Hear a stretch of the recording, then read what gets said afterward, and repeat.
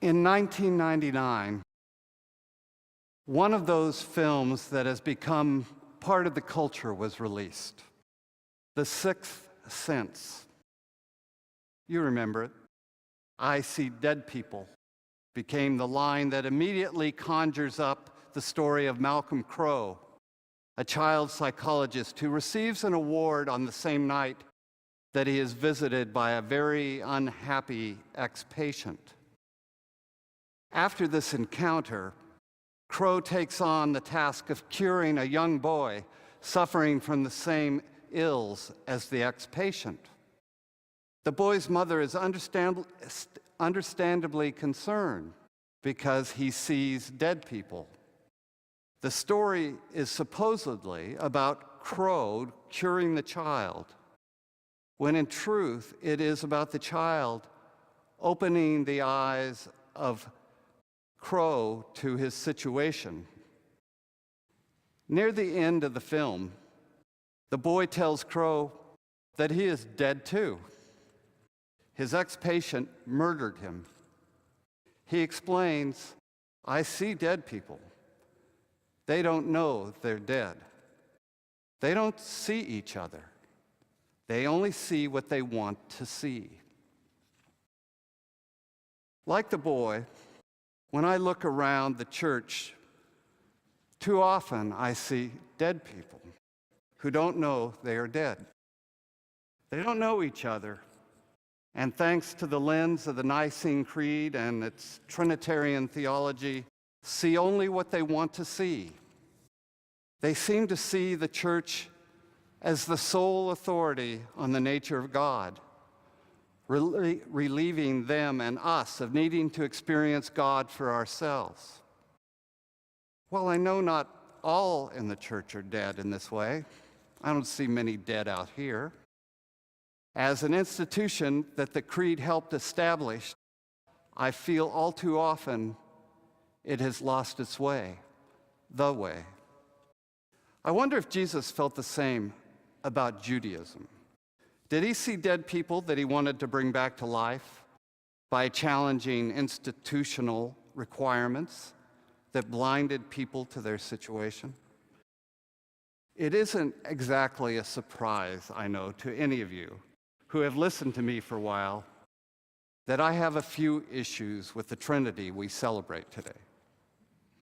I confess that it is partly due to my perverse nature that needs to challenge blind acceptance. It makes me a little bit of a stir. I blame my father, who raised me in the Socratic method. There is always more than one truth to be argued. During my 8-year hiatus from Anglicanism, when I worked for the Unitarians, I annoyed them too by claiming to be a token Trinitarian. Now that I'm back to the Trinitarian fold, I sometimes choose to provoke with their Unitarian position. But I am more than just stirring the pot today. I do strongly believe that the Nicene Creed, the formula the Church requires us to believe about God, has become an instrument of death for the Church. I will outline some reasons in a moment, but first, that is not to say that Christianity is not Trinitarian in its structures. In fact, I agree with Dominic Crossan, who argues that not only is Christianity Trinitarian, all religions are Trinitarian. Firstly, all religions have a supreme metaphor for the ultimate. It might be nature, goddess or god, nirvana, or way. Secondly, all have physical manifestations in some person, place, or thing where the ultimate reality is met or experienced by at least one faithful believer to begin with, and later more. Thirdly, since there are both believers and non-believers in every religion, there needs to be a force to explain why some accept belief and others refuse belief. He calls this the Trinitarian loop. that is found in all religions. It is the nature of the beast. My problem is not with Christianity's Trinitarian nature, but the codification of belief about that nature. I believe that the Nicene Creed locked the Godhead into a 4th century worldview box. It turned the mystery of the ultimate into something as prosaic as a recipe for pavlova. The result may taste and look good, but there is little substance to sustain us. While the whole history of how the creeds became the creed is intriguing, for our purposes this morning, the upshot is this. Early followers of Jesus quickly began trying to understand him and his relationship to their ultimate reality, the Jewish God. It was a lively, vigorous, and sometimes violent debate in the philosophical language and worldview of the time. Different schools of thought developed in different parts of the empire, but all the questions came down to one. How is Jesus like God?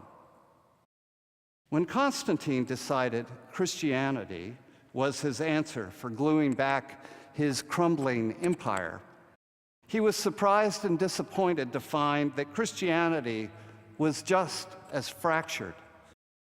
He used his power to try to unify it for his political purposes. He called the Council of Nicaea to do so. While an oversimplification, the outcome was the creed became an instrument of defining who was in and who was out, who could be empowered and who could be oppressed, who is the other to be legitimately feared, scapegoated, and destroyed. It made Jesus a God-man like the emperor, when the historical Jesus, a Jew, would have found that blasphemous. He saw himself as a counterweight to oppressive human power. The creed and how it was used obliterated his whole message that confronted the purity laws of his day. The creed defined the other. Jesus saw no other. We are all one with his Abba, his metaphor for the ultimate reality. At this point, the church, I feel, lost its way, the way. It is a sad commentary that a definition of God formed at a time when people were certain the earth was the center of the universe and all the stars and planets revolved around it in perfect circles, is still held as our ultimate definition and understanding of divine reality. We wouldn't go to a doctor and demand he use leeches to cure us of cancer, but it is perfectly acceptable to use 4th century language and metaphors to define who can be a priest, who can be baptized, who can receive communion, and what it means to be a Christian. It's like Galileo, Copernicus, Darwin, and the Hubble telescope never happened. Saddest of all, it is like Jesus the man never existed. The church's position on the Nicene Creed is as inexplicable to me as the mystery of the ultimate reality. Unless one understands that just as in Constantine's day, it is still about earthly power and control. The result is a dying, if not already dead church, blind to its situation. But at our best, Christians are a resurrection people who are more resilient than our institutions. We can confront our denial and live. The antidote to the creed for this generation is to stop debating how Jesus is like God. Better to ask, how is God like Jesus? That leads to an understanding that the more we live like Jesus, the more we can recognize God in us. We will discover the truth Jesus exemplified, that all is one with the ultimate reality. We will no longer be dead, but alive, because we experience it, not because we believe it. Experiencing it will lead us to living our lives in the ways that reflect it. Then the test of our faith will not be reciting an ancient document asserting right belief, but by how compassionate, loving, and peaceful are our lives. No longer dead, we may also discover that we have more in common with other religions than just the Trinitarian loop. We may discover that all, at their best, seek to transform the world to reflect the Trinity of compassion, love, and peace.